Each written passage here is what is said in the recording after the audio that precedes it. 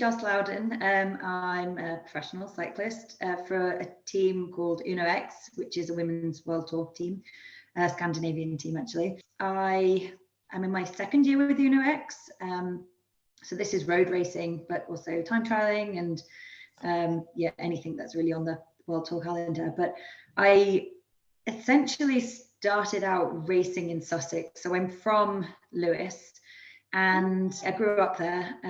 My family were always really into cycling. We did a lot of cycling when we were kids. But then when I became a teenager, I was really into running. I really didn't like cycling, but I think that was also because I don't know, I was a teenager and we didn't have very good knowledge then of how to do it well. So my family were all a bit nuts. And so we'd still have family holidays and you'd still go and ride 140 kilometer days, but you'd take a water bottle and a banana. So obviously I hated it. And then so I never really got into it, but the rest of my family did. And then I was mid to late 20s. I just stopped being able to run. My knees just hated it. They didn't like running. So I went on my dad's Lewis Wanderers cycling, training camp. Just got completely hooked and just loved it, and kind of came back and bought a time trial bike. I think I picked it up on the Saturday, and then on the Monday I went and did an evening 10. So I literally rode out and I was on the base bar the whole time, oh my God, at some point I'm gonna have to go into the extensions, but I was bricking it. And then got to the start and it was well, I'm just gonna have to do it, just gonna have to go for it and hope for the best. And then I think I set a course record or something, which probably is still I can't remember what it was, but it was probably I don't know, really long, but it was enough to make me really hooked and to want to keep coming back to try and beat it more and more, which you obviously do at the very beginning. So yeah, that was the in, I suppose. And it was I went from 0 to being completely obsessed really quickly. Was that your first proper bike then? Was that the first bike that you went and bought? No, so I had my first road bike, because I had mountain bikes and stuff growing up. And then my first proper road bike, I was about 17 or 18. And I went with my dad to America and we went and rode this bike ride that was called the MS 150, which was 150 miles from Houston to Austin over 2 days, and camped halfway through because I had family that were living there. It was to raise money for multiple sclerosis, I think. When we went over there, we went down to a bike barn and I got a Trek, maybe a Trek 1500 or something. And I got set up on a bike, and that was the beginning, I guess, of my road cycling, but very, like I said, really reluctant. Didn't like it. And then I think, I kind of had I remember getting a Planet X and I was no, I will ride, but I still don't really want to. But then the TT bike, which was I think that was a Planet X as well, actually. Yeah, I bought off eBay. That was the first, my first time trial bike. Nothing was particularly fancy in those times. And I can remember oh my God, the first time I went to a nationals, it was on the Isle of Man. I was going to go and I had gaffer tape all tied round the extensions because they'd broken. You couldn't change the screws because they'd got completely stripped basically. My coach was absolutely not, you can't go to nationals like this. Lent me his son's bike or something. So the evolution of learning, it's painful, but you kind of have to just stumble your way through it. You come into some of these races and everyone's got all the gear and they look all flashy, and how much does that really matter at that point? When you're getting into it, I would absolutely say it doesn't. And it's much so I suppose as you get more into it and you get better and better, eventually it does make a difference. But there's definitely the easier wins with it and the really expensive ones that give you virtually nothing. I would be much more let's look at what your easy wins are. So I don't know, I don't know how many people listen to this, but time trialing is obviously where a lot of people can spend a lot of money on equipment. Buying a really, really fancy bike isn't necessarily going to just automatically give you loads of gains. You're better off, or maybe better off not spending on the bike, the frame itself, and thinking about the wheels or just the tires.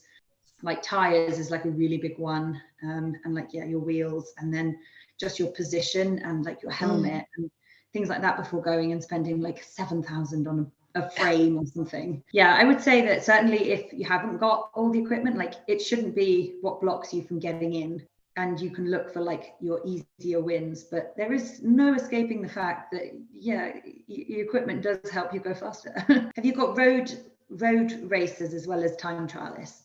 I personally am definitely, and I know a few others are very interested in getting into road racing as well, but I didn't know that there was they were both on the world stage. I mean, obviously I know that they're competed at world level, but I didn't realize you did both. There are very, very few world tour time trials. Okay. In the world tour. So as like standalone events where you literally just do like a time trial, there's like a handful. There's a couple at the end of the season, but there's not many. Mostly they're wrapped up within stage races, like the Tour de France will have like 1 or 2 time trials, let's say. Like last year was really bad on the women's world tour sort of scene. There was like hardly any TTs at all. You could have like a prologue, so maybe at the very start of a stage race you might have like a 3 or 4 kilometer TT. Yeah, but then so often, like a lot of people, I mean, they could be that you like they even make rules about racing them on road bikes or something. So yeah, there's really few. There's a few more this year. So like the women's Tour de France this year, the last stage is a time trial, which is really cool. So I'm actually working on the pacing model and plan for that with my team this week, actually, to like film it. And yeah, one of the saddest things about being pregnant at this time is I won't get to race it. Everyone's heard of the Tour de France, right? And it was last year that we had the first proper women's version. Do you feel like women are at a disadvantage and they don't have as many races and the races aren't as well supported, or is it getting better, or how have you seen it change over your career? Yeah, it's a really good question. And I mean, to be fair, yes, absolutely is getting better. Like there is no doubt about it. The sport is growing in terms of support, in terms of pay, in terms of sponsors, exposure. Like you can pretty much, I mean, you can watch pretty much all of the women's racing now at that sort of top level. And although they don't always show as much of it as the men's, they usually show, the last 30, 40 kilometers. You don't get to learn how did the race get to the point that it's at. Really, really important for people when they're learning about racing and they're developing. Because what you kind of do is you turn on the TV and you see that select group and they're away, but you don't know how that was made and you don't know like the dynamics of the racing up to that point. A bit of a shame, but I think it is improving. And then with the Tour de France and stuff, I mean, it's fantastic that it's had a revival and it's revived in this sort of way. And it was amazing last year. It was like riding the Tour de France. The crowds were like really, really great. The support out on the roads. It's all on the up. But I think with change, it takes time. Like they couldn't just go, right, let's have completely equal salaries across the breadth of a team, let's say with the men's, because those women's teams cannot afford to pay €1 billion. It's not going to happen. You can match so my team matches like the minimum salary and like tries to match as well as pretty well actually with the men's team. But if you applied that sort of ruling to all the teams, they just don't have the funding to be able to do it. So yes, we want to see like the closing of the gap, racing becoming like more equal, but at the same time, it has to go through its own sort of like speed of progression, the right support and infrastructure. So it's definitely improving. It feels much more equal now than it did for sure. And do you think there's anything sort of at the grassroots, at the lower levels, is there anything that we can do at this level to sort of help promote it, help gain interest? Yeah, I think probably there's a few things. It's like, firstly, just push for it. Like don't accept like, oh, it's just a women's race. You're getting like this fob off race. You haven't got enough people racing. And don't accept it, because I think that's what the problem is. We spent so many years just being like, oh, it's just the way it is. It's just women's racing. It's not gonna change unless we want it to change. And so the best thing for the sport is to get involved and to go and race and to not be intimidated, and like just bring your friends along or something and try and like encourage people to race. I think that's the most important thing. And then I think not be intimidated, I think, is a really big one. Like, everybody started somewhere. Everybody has to go through these the lower level racing and work their way up. Like, it's how we all got into racing. And just to I suppose just keep going and keep trying. Like, you have to be prepared to travel, obviously, because there's not so many like races for women as there are maybe for men, so you do have to be prepared to travel, but your like motivation will pay off. Have you got any tips for not being intimidated? Because like I said, on the pit front, if you're turning up and you've never done anything before and you haven't got the gear, I think probably firstly it's like the knowing that everybody started somewhere, and then secondly, like, everybody is feeling like that too, really promise you. And it's like, even at like a higher level, I've not wanted to go to like evening 10s because I've been like, oh God, I don't know. I've just like, you feel nervous about it. Like, it sounds ridiculous, but you're like, oh, I don't really know anybody. I don't you don't turn up and then everybody's got all the kit and I was just going to go on a training ride. Like, but I think, so trust me, at like whatever level you are, you'll feel like intimidated to some extent. The other thing as well is like 95%, 99% of the people at these races are nice, and everybody essentially wants the sport to grow and knows that you're there like to race and to do your best. Like, there's not many people that like would be mean about it. And then on the equipment front, like if you train well, like, that's going to count for a hell of a lot than having like the newest bike. And there's plenty of people that you can spot a mile off who are spending all of their money on really fancy kit and it's not buying them speed. Back your legs more than you back your pocket. How do you go from a beginner at your first evening 10 to a pro racer? What I guess it's different for everyone, but how does that journey happen? Where are the stepping stones, as it were? Yeah, so I guess it is just an evolution. It doesn't happen overnight. Like, some people, it happens quicker than others. I suppose for me, it happened quite quickly because, I mean, I had such a long background of running. Like, I was an athlete already. So I'd been riding a bike a long time. So I kind of started racing and then immediately did like really well, which is a team, you do well on that team. But it is like this sort of step-by-step evolution. Start doing some racing, and then if you enjoy it, you do a bit more, and then you might want like just apply to a team. Like, there's teams, like lots of teams now in the UK, and again, this is another one of like, don't be intimidated, because like a domestic scene, these teams, like, they need people from clubs to feed into them, and there's all these really incredible, like, talented athletes riding for clubs that are intimidated by the thought of going to a team, and they know it because they hear about them, and I like helped some of them getting into teams before, and like a lot of people just genuinely think I'm not good enough. And honestly, if you're riding a bike and you're with a club, like, you are good enough to race, like, without a doubt. And it's worth like speaking to teams and just like laying out what your like goals are and where your strengths are. And you kind of don't expect everything to just be handed to you on a plate. Like, you have to work for it and you have to push for it, but like, you just push, try and speak to as many people as you can at races, like, broaden your network. Like, do you feel like you want to get onto a good team? Well, I mean, I don't even know what teams there are. Where do you even start looking? In the UK, like, the road cycling is run by British Cycling. Yeah. And British Cycling, they have obviously their website and they've got a whole load of races on.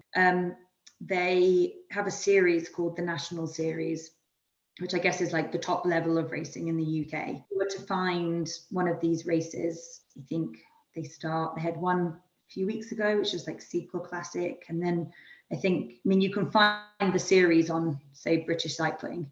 Like, the best thing to do is just try and follow these races, like, and see what teams are there. Like, look at look at the results, or like ideally there's quite often like coverage, even if it's just kind of like, sometimes it's like a YouTube stream, I think, and you can sometimes get coverage to see these races, and then look at like what the teams are there, and then follow those teams on Instagram. And I think that's probably the best thing to do, like identify who the teams are that are racing these races, and follow what they're doing, and then got to get in touch on social media and express interest. They need people from clubs to like want to come and ride for them. I've got some cool questions from some of the girls. So Karen has asked, what is the best piece of advice you were given when you first started out? Probably just you can put on a brave face. You can, like, it's the whole like imposter syndrome. Pretend, even if like pretend to yourself, pretend that you are, if you're doing a road race, if you're doing crit or something, pretend that you're wearing the yellow jersey.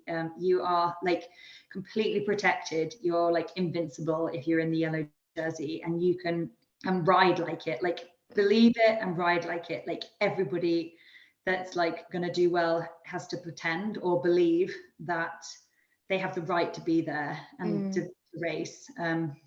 So I think, put on that like invisible yellow jersey, and just, even if you're faking it, like put on some confidence. A few of us are doing our first 100 miles on Saturday. So, cool. Yeah. So what are your favourite snacks for long sportives, and what's the best sort of way to fuel a 100 plus miles? Actually, that's really good that this question, because actually the best bit of advice I've been given probably in life is for racing and riding is just eat and eat. You are very unlikely to overeat.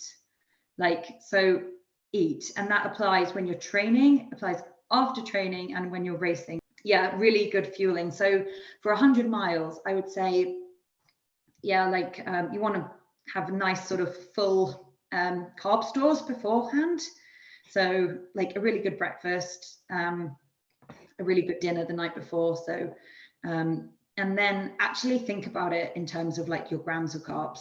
So you're riding 100 miles. So you want to think, well, you need to be consuming, like, it's endurance. So you're not burning, say, 80, 100 grams of carbs an hour, but you definitely want to be thinking about like 50, 60 grams of carbs an hour, like without a doubt. So maybe even 60 or 70. So you're thinking like, how are you going to get that in? So you've got like a carb mix in your bottle, and that might be like 40 grams in one bottle or something. And then you want to have like, your items of food, but like add it up and plan it and think about it, because your biggest limitation on something like 100 miles is going to be your energy running out. And it's what will catch most people out. And it's not your fitness, it's not your legs, it's definitely like energy depletion. Think it through and think like, how much energy do I actually need per hour, and how am I going to get it? It's like, and try and eat, like, I would say bars. Like, don't rely on gels the whole time. Like, I was going to ask about the gels, because they're meant to be sort of more of a quick release energy, aren't they? Or can you get slow ones? Gels are great, like if you're racing and you want to literally like get your 30-40 grams of carbs like straight in. Obviously they're not great for your teeth, and it's not particularly satisfying to eat either over that amount of time. And obviously riding for like 6 hours, it gets pretty aggressive on your stomach if that's how you're having just carb mix. I would say, maybe have a couple in your pocket, maybe for like later on, in case you have any, like you're struggling to eat and you just need something towards the end. But like, like bars, like obviously like have a banana. That's like, but that literally lasts you like 20 minutes. But like banana, bars, flapjacks. If you're going to stop, I don't know, like I like banana bread and like hot cross buns. Fill your pockets with like tasty things that you'll look forward to eating. Yeah, flapjacks are really good. Like Soren, like malt loaf, but just kind of be conscious of actually looking at like, okay, how much this is, and like therefore think about it and be like, so I need to eat I'd be eating without a doubt like every 40 minutes, 30-40 minutes. And then you obviously drinking all the time. And just don't skip it, just eat. Do you use electrolytes in your drinks at all, or just? Yeah, so energy powder usually has so a carb mix will usually have electrolytes. I pretty much will always ride with at least one bottle of carb mix, electrolytes in. Sometimes it depends on what I'm doing. So if I'm doing like really high intensity like training where you're burning, say, like 70, 80, 90 grams of carbs an hour, I'd probably fill up both my bottles with carb mix. But in endurance, I quite like to have just like one bottle of water. I don't often just have an electrolyte. I'd be like, you might as well have some energy. You're burning quite a lot. Like if you were on, say, you were trying to, I don't know, lose a bit of weight and you were doing some endurance miles to maybe try and be careful. But even then I would still suggest that you fuel well when you're riding. You look kind of like off the bike, maybe like drink less wine or something, opposed to skipping your carb mix. What has your favourite event been? Tour of Scandinavia, or the Ladies Tour of Norway as it used to be, was really, really good race because it's so beautiful. You just ride along like, oh, that's just amazing, like all the time. So that's quite cool. And then also like racing in the Ardennes, like part of the like classics races, they're all really cool because like you've got like Liège, Bastogne-Liège and Flèche Wallonne, and the crowds are just like really, really good. And you kind of, there's some bits where you're riding along and you get that sense like you feel like people aren't going to get out the road, you know, the crowds, and it's pretty exciting. So yeah, I enjoyed that. And like World Championships is also really good fun. Actually, yeah, that's cool too. So the hour record wasn't your favorite event? It could have been better for me. So like I didn't have the best run into it really, because I did had the World Championships the week before, 3 events. So I think it was the time trial and then the team time trial and then the road race, and then I went to Switzerland to then do the hour record. And to be honest, I was just absolutely knackered. I'd been away quite a long time. It was absolutely like a really, really cool experience. And like Le Col sponsored it, and they were really kind and really supportive. And it definitely, I definitely felt very, just very well supported as an athlete, which is you know, a great feeling. So yes, it was great. I just would like to have not been so tired. That's quite a week. But yeah, it was a busy period, and then literally I left it, and then I went straight back to the UK, and then it was like the women's tour, and then it was like nationals. I was so tired. So no more world records then? Oh my God, he's so keen, like, because Dan did the men's before Ghana had it, and he is so keen to go and do it again. And he's like, yeah, you could definitely do it. And I'm like, yeah, another day. I was about to say maybe you won't be so tired, but with baby. Yeah, maybe it's just the way it's going to be. How is that working? How are you managing that? Again, it's changing, like actually changing how maternity and returning back to racing looked. And I would say, it's been pretty amazing. Like my team is so good and so supportive. Like one of my teammates, Eleanor Barker, she had a baby last year, and so she went through the pregnancy sort of last year with the team supporting her. She's been back racing this year, and she's doing so well. But the team are just great. Like it's like he comes to training camps, the baby. So he came to our team camps in like December and January, and then he comes along to like the races, or we have a team house in Belgium throughout this like racing block. And yeah, they just like really supported it. And then for myself, I was like very open with my team about the fact that like at some point I would want to get pregnant. That's probably what I'm doing. And I'm like, I'm under contract. And so they just said, yeah, absolutely. Like, of course, at least, you know, your choice. And then, so I think with like the UCI, we have to have in our contracts, I think it's like 3 months full pay, 3 months half pay. But which was new. So that was something new that we brought in. But my team have just said, no, you're just full year pay, like your contract is your contract.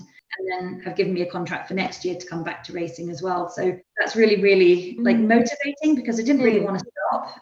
But I definitely needed to have the support of my team to be able to do that. So I've been really fortunate because I've been able to train pretty well the whole way through, because I really want to, and I like training, and I like riding my bike, and I feel good, and it makes me feel better. So So yeah, I've got like 10 weeks to go basically, and then, but I'm still honestly like, it's really not like, still in the turbo, still gym, still riding. Like I say, I think I've been really lucky, but I think it's also because I've got really, really good support from my team for it. So yeah, things are definitely improving in terms of women's cycling. And there's like this year, there's so many pregnant women in the peloton. Like there are just so many that got like announced. So I think it just definitely shows like the different sort of space it's in now, that it's really normal to be able to like, yeah, have a year out, go have a baby, and then come back. So a lot of people, you know, they have their hobby and their sort of like their dream, and it becomes reality. And do you ever have those days where you're like, I wish I could just do this for fun? It definitely feels different. Like there's no doubt about it. Like you lose the hype and the excitement. Like I remember the first, like when you first go to like World Tour races and you have, you know, you have your team bus and then you've got the cameras and you've got the crowds and people ask for like autographs. It's just like the most exciting, and you're just like, I can't believe I'm here. You become desensitized to it. And I think sometimes you have to remember to step back and remember that it's still really exciting. Otherwise you just, yeah, you get used to it. But you know, that's part of like, I suppose, coping with like the stress and pressure. Like, you do it all the time. But I really like that. Yeah, I don't, yeah, I'd say the highs maybe are less high, but the lows are definitely much less low, because it's your job. And there are days when I train and I feel really rubbish and you're like, oh, it's just a bad day at work. Or sometimes you go and race and it's just really crap and it doesn't work. And before, when you're doing it for fun, I think you dwell on it a lot more, like because I think because you're putting so much into it and it's your free time, and you've traveled over the weekend and you're going to be tired on Monday because you've traveled like loads of miles, you've paid for a hotel, and then you've gone and you've got a puncture in the first whatever and you're out the race. Like it's really, really upsetting. Whereas when it's like your job, I guess it's slightly less upsetting. What are the worst parts of events and training? I think it's when, I suppose, when you get injured or you're ill and you can't do your job, then that's when it's worse than having it as a hobby. Because without sounding dramatic, it's like you're failing at everything in your life is what it feels like. Because you're like, well, I can't train, I can't race, and so I can't do the things I love, and I also can't do my job because it's the same thing. You're like, what do I do? Like nothing. I hate it. Like that's really horrible. Like it just feels like you're not contributing to the team. Coping with like injuries and illnesses is really, really hard. And it's definitely something that, I mean, like all athletes have to go through, whatever level you're at. It's hard. So do you have any other hobbies? Do you have anything that you can do to sort of take your mind away from things if things don't go well on the bike, or if you are ill or injured? So I guess I've had to, I mean, I'm just a generally really active person. So I love like walking and hiking and just being outside, or I was about to say mountain biking, but like, I mean, just being outside is nice. And then, yeah, just really into like, I guess, good food. Like cooking I like, and then I'm learning Spanish now since I moved to Andorra. So do you have any other sort of training that you do off the bike? Do you lift weights? Do you run still? I'd love to say I run. I was like, I really wish I could run. If I could run, I would, and then I'd probably be a triathlete. I do quite a lot of gym work.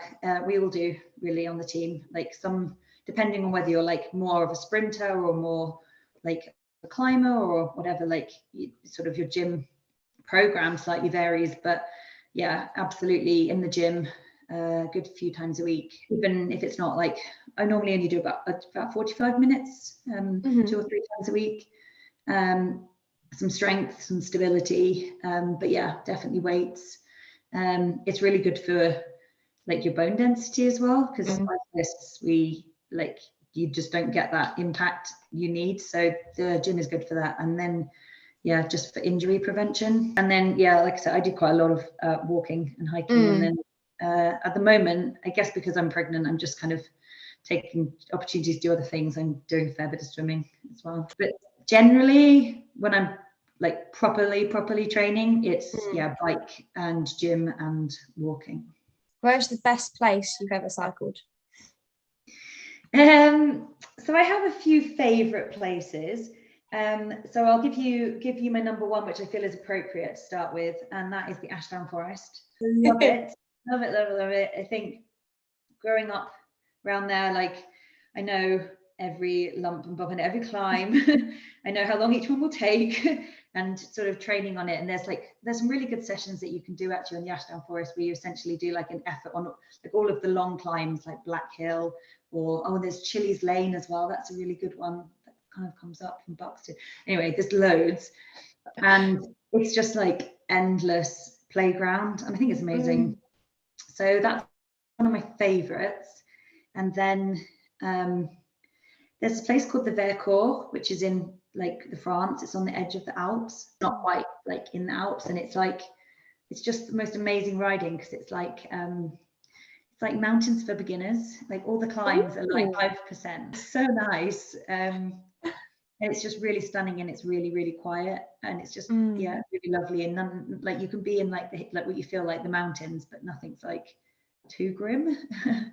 Obviously, immediate next thing is baby, but what's after that? Where are you going next? So get fit. So it's actually, the pregnancy fell quite at a good time, really, because I essentially like finished my season and then got pregnant straight away, basically. So I will miss this year, be back to pretty good form, I hope, by the next season. Like there's a little bit of me which is like, oh, maybe I'll do a TT in October, because there's one of the UCI TTs, which is unusual, is in October, like maybe the 15th of October or something like that. It's in France. And there's a bit of me which is like, ooh, might I be fit for it? 3 months, perhaps. And then if not, it will be waiting until like February, and then coming back to racing, and with a little Bubba on the sideline. What about you? What's next for you? Oh, learn how to race. Watch lots of racing. I've literally just done my first ever sort of dipped my toe into racing Cool. last Wednesday it was. I did a little crit race up at Hillingdon. Oh yeah, Hillingdon's another one that has lots of crits. Sort of see if we can get the girls at East Grinstead and get a group together, and go to some of these races. Like also strength in numbers, it's so comforting. Like going along on your own is really scary, so going with a few of you is definitely the absolute like best thing, and like make it enjoyable, make it fun, because we've got quite a good bunch looking at doing the TTs, so which is really exciting. We've got some quite good numbers and some excitement in the group chats, which is good. So hopefully we can just keep that going once we got some better weather. Our last one was rained off. Do you have Strava? Yes. Okay, I'm gonna look for you on Strava after this, and then I can see how your ride goes. Well, I hope you have a really good time, and it was really lovely chatting. Hopefully we'll see you around when you're back visiting the Ashdown Forest again. I'll come do one of your evening tens one day.